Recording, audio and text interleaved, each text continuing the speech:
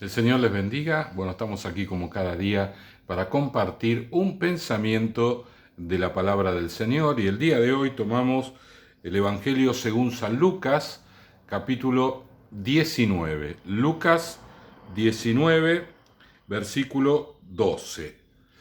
Y bueno, aquí nos habla un poquitito, es una parábola de las que el Señor habla en referencia al reino, ¿sí? A la vida del reino de Dios aquí en la tierra y de cómo se va a manifestar y de alguna manera nos enseña, nos da pauta de cómo se va a desarrollar la actividad del reino de Dios aquí en la tierra. Y justamente esto es lo que nos quiere enseñar Jesucristo. Por eso dice el versículo 12, dijo pues un hombre noble, se fue a un país lejano para recibir un reino y volver. Y llamando a 10 siervos suyos, les dio 10 minas.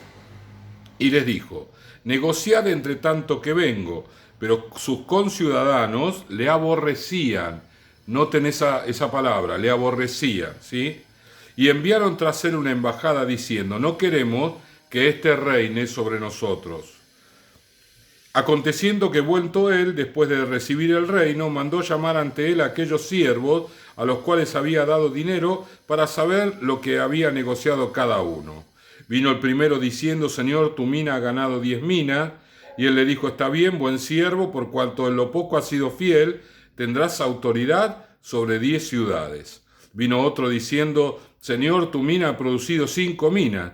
Y también a este dijo, tú también sé sobre 5 ciudades. Vino otro diciendo, Señor, aquí está tu mina, la cual he tenido guardada en un pañuelo, porque tuve miedo de ti, por cuanto eres hombre severo, que tomas lo que no pusiste y ciegas lo que no sembraste. Entonces él le dijo, mal siervo, por tu propia boca te juzgo. ¿Sabías que yo era hombre severo, que tomo lo que no puse y que ciego lo que no sembré? ¿Por qué pues no pusiste mi dinero en el banco para que al volver yo lo hubiera recibido con los intereses? Y dijo a los que estaban presentes, quitadle la mina y dadla al que tiene 10 minas. Y ellos le dijeron, Señor, tiene 10 minas. Pues yo os digo que todo el que tiene se le dará, y al que no tiene, aún lo que tiene se le quitará. Y también a aquellos mis enemigos que no querían que yo reinase sobre ellos, traedlos acá y decapitadlos delante de mí. Bueno, algunas consideraciones que tienen que ver en el reino de Dios, ¿sí? Lo que el Señor nos da, la gracia que el Señor nos da, nosotros la tenemos que multiplicar. Esto ya lo habíamos dicho en una meditación hace unos meses atrás.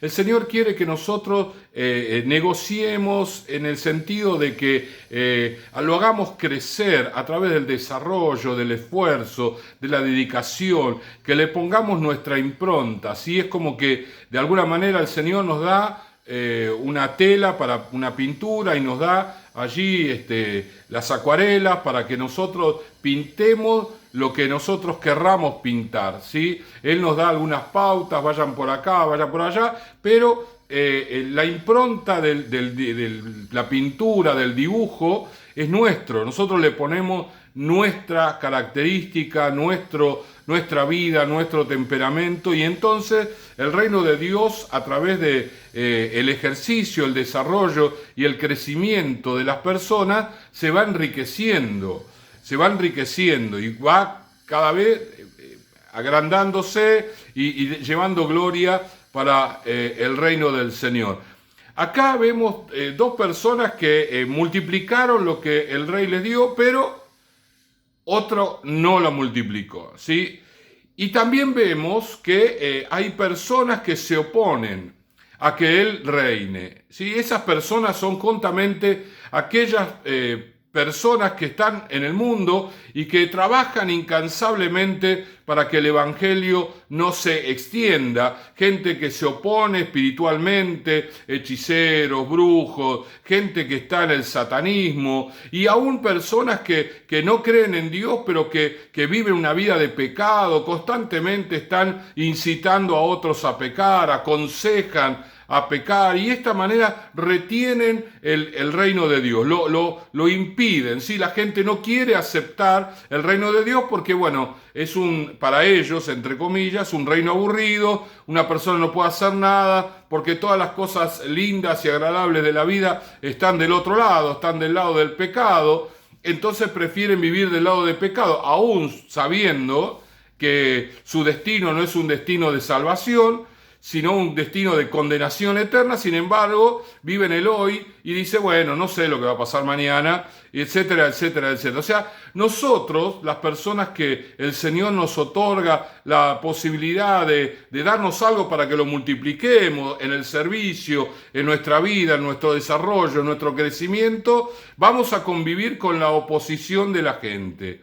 Y es algo que nosotros ya lo estamos viendo, ¿sí? Cada uno de nosotros vivimos constantemente luchando con la oposición. Cuando le hablamos a alguien del Señor, inmediatamente a veces lo toman a bien y a veces genera hasta represalias contra nosotros porque le hablamos de Jesús. Si alguien, hay por allí un actor famoso de Hollywood que hizo un montón de películas, taquillera y ganaba un montón de dinero, hasta que un día él dijo que él era cristiano y se le acabaron los contratos de trabajo. Muchas veces pasa esto, que realmente nosotros queremos servir al Señor, queremos crecer en el Señor, nos encontramos con una oposición, nos encontramos con tantas cosas en contra, pero acá vemos que las personas que quisieron hacer crecer su mina, la hicieron crecer.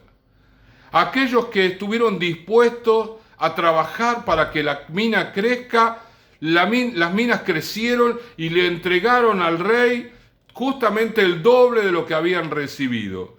Y la persona que no quiso o que pensó las cosas de una manera incorrecta, muy pensándolo a la manera de él, esa persona perdió todo lo que él se le había entregado. ¿Por qué? Porque no multiplicó, porque se quedó escondido, quizás un poco teniéndole miedo al rey y otro poco también amedrentado por la oposición que le rodeaba. Hay un pasaje en el libro de Daniel, también hicimos una meditación con respecto a esto durante la cuarentena, que iban a construir en tiempos angustiosos. Eso dice el versículo, que iban a trabajar y construir en tiempos angustiosos.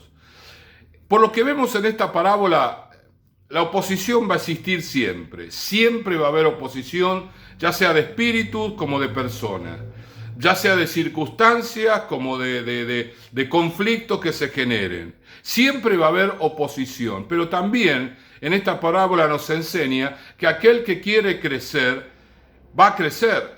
Aquel que quiere multiplicarse, se va a multiplicar, que depende de la actitud de la persona y no del rey. El rey le entrega las cosas y la persona es la que tiene que hacer la tarea, cualquiera sea ella, para multiplicarlo. Es decir, no podemos justificar la oposición, las circunstancias, los problemas, los conflictos para crecer. A veces pensamos que cuando hay tranquilidad, hay paz, hay ausencia de situaciones difíciles, es más favorable para el crecimiento y el desarrollo. Esta parábola nos dice todo lo contrario, que ellos crecieron en medio de una situación de oposición sin ningún tipo de inconveniente, nada les impidió. Fue simplemente la decisión personal, la visión personal que les impidió, les frenó el crecimiento de aquello que les fue otorgado y que debía ser multiplicado. Nosotros tenemos que saber que el Señor ya está con nosotros, Él nos dio la victoria y vamos a ir hacia adelante siempre en victoria, siempre de triunfo en triunfo, de gloria en gloria.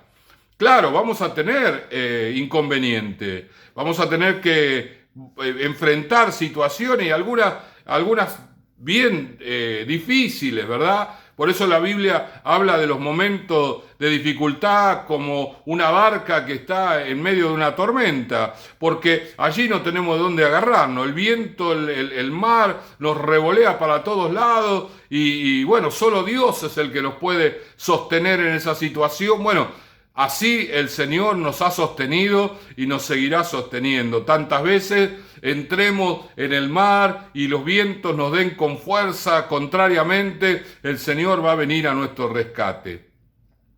El salmista en su Salmo 23, David dijo, aunque ande en valle de sombra y de muerte, no temeré mal alguno.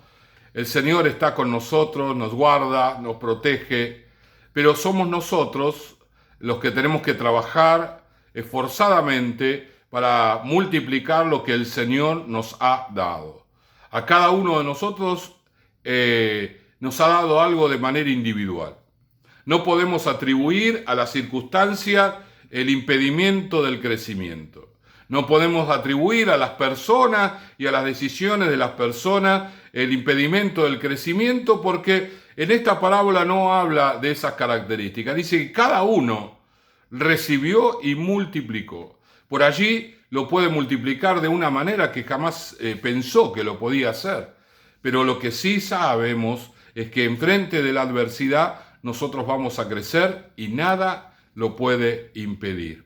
Así que vamos a meditar en esto y orar por esto. Padre amado, gracias te damos. Señor, aquellos que piensan en este día, que están impedidos de crecer, de desarrollarse, de progresar, aquellos que creen que están impedidos, Señor, de alcanzar la multiplicación de las cosas que tú le otorgaste. Esta palabra dice, Señor, que nada lo puede impedir salvo la decisión propia.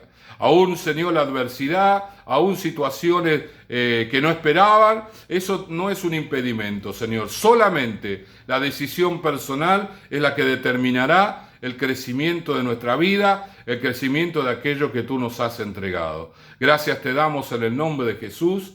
Amén, amén y amén. El Señor les bendiga.